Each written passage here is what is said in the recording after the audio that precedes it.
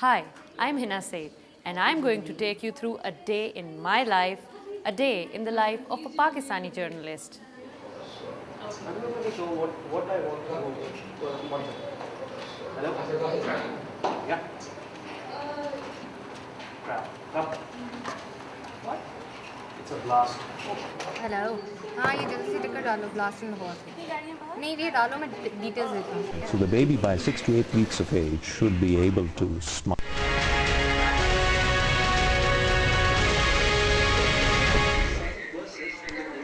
We interrupt our regular transmission to bring you breaking news. An explosion has been heard in the civil lines on Mall Road in Lahore. In our live visuals, live pictures coming in. Explosion on Mall Road, shattered windows, and we're not aware of the nature of the blast at the moment.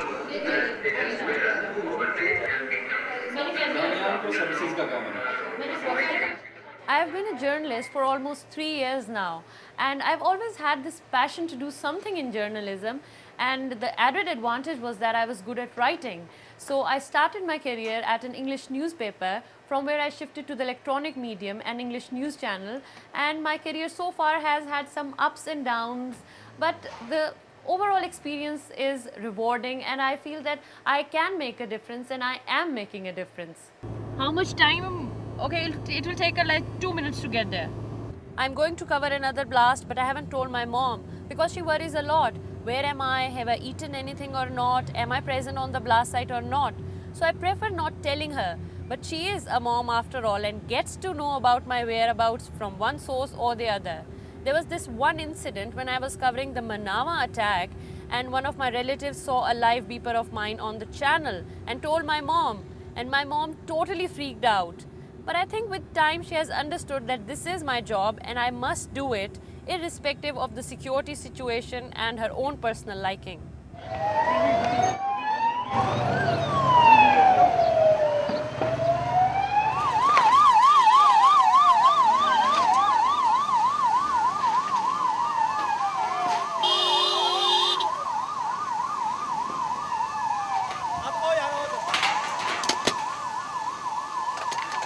I've never been scared when I cover blasts. The only time I get emotional is when I see the families of the affectees, when they cry and they mourn the death of their loved ones. That is a time when I get emotionally weak. But then I have to tell myself that I'm a reporter.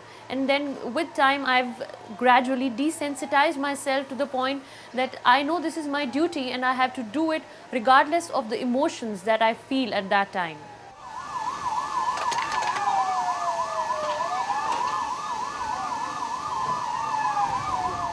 Right now I'm standing outside the 1-5 building, and from here I can see that the blast that shook the building at 10:28 a.m. this morning has left more than 5 people dead and numerous injured. Right now the operation is underway at the building, and the officials have told us that they have not cleared the area yet because they are working in there. Meanwhile, the injured have been shifted to the hospital, but as you can see that the operation is still underway. We are a bit far from the location because the area has been cordoned off for the media persons and the civilians, but from here we'll keep you updated about the situation. That's all from me, Henna Said in Lahore. I'll keep you updated. I believe the security situation in Pakistan is not very different from other countries in the region.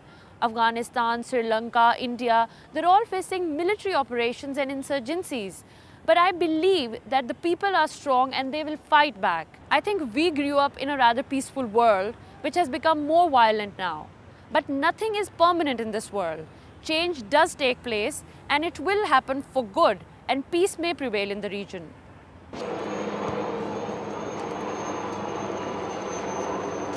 Yes, there's a helicopter here. When a blast takes place, we usually don't expect that somebody is going to come out and tell us what to do. The point is to get to the office as soon as possible. From there, our bureau chief tells us what to do, either to go to the blast site or to the hospital. And if we have to go to the blast site, our responsibilities are double there, because we have to find out the information about the suicide bomber, where did he come from, and what was he wearing, what did he look like, the age, and all those details. People were rushing towards a man who was wearing a black shalwar kameez, and then the police took hold of him. They arrested him, and so far 2 people have been arrested on, they have been suspected of being involved in this attack. Reporting is not an easy job at all. Sometimes you're mentally not ready to cover a blast, and at other times you don't physically feel fit to run here and there and gather information. But then when you're at a blast site, you don't care about your own feelings. You care about the channel, the information, dissemination to the people and the masses and those on the site. You want to work for them and give them information. And sometimes we have to work for hours and hours without caring whether we have eaten anything or whether we have had water or anything like that. We just keep on and on working and working, and when we finish our work, that is the time when we feel hungry and thirsty and we want something. But then the adrenaline rush that you get by covering blasts and by giving information to the people, there is nothing that can replace that enjoyment, that feeling of satisfaction. Right now I'm standing outside the 1-5 building, and here the operation is underway. You can hear the bullets in the air. There's an exchange of firing between the police officials and the militants. We are fully ready to face emergency, but all at grace of Almighty Allah that we can come up to the expectations of the public. Thank you so much. That Priyanjan will be keeping you updated in the hospitals about the casualties and the death toll. That's all. If we have to go to the hospital, there we have to keep an eye on the injured, and then we have to go to the dead house. We have to count the number of dead bodies that the dead house officials have received, and that's something that really makes you emotional. But we have to desensitize ourselves, or else we won't be able to work. Right now I'm joined by the family of Inspector Salamat Ali, who died at the Manama Training Center today. The most difficult moment that I encountered during my career was when I came across this family who lost their sole breadwinner during a blast. I couldn't control my emotions, because when I saw the family grieving, the way they were mourning at the loss of their loved one, I just couldn't hold back my tears, because I felt for them. I could see that they had no source of earning now. They belonged to a far-flung area and they were economically very, very much deprived. And I couldn't imagine how they could survive. अब इनके छोटे छोटे बच्चों की तरफ देखें, खुद तो सेव है लेकिन दूसरों को भी सेव रखें। वो इस तरह नहीं करना चाहिए। हमारी गवर्नमेंट को 1 लाख देगी, 2 लाख, क्या करना है हमने इस तरह के? जब मुहाफिज ही नहीं हमारे महफूज, तो हमें वो कैसे महफूज रखेंगे?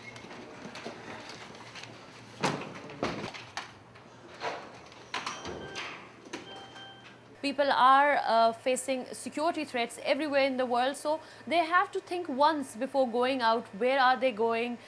There are possibilities of an attack or a bomb blast. Jasa, please copy edit my script. Thank you. After a day's work, when I go home, I relax or lay down to sleep. I think about the day's activities, and the images of those families haunt me. I think about them and I can't sleep for hours. But then these are the things that we have to push behind these memories and look at the best things in life and move on.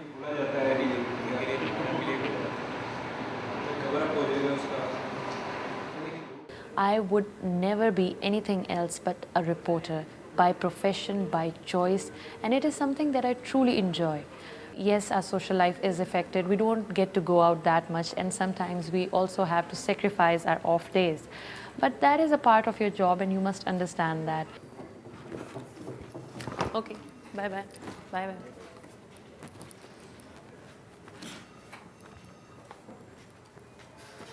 Well, it's been a tough day, but that's just one day in the life of a reporter.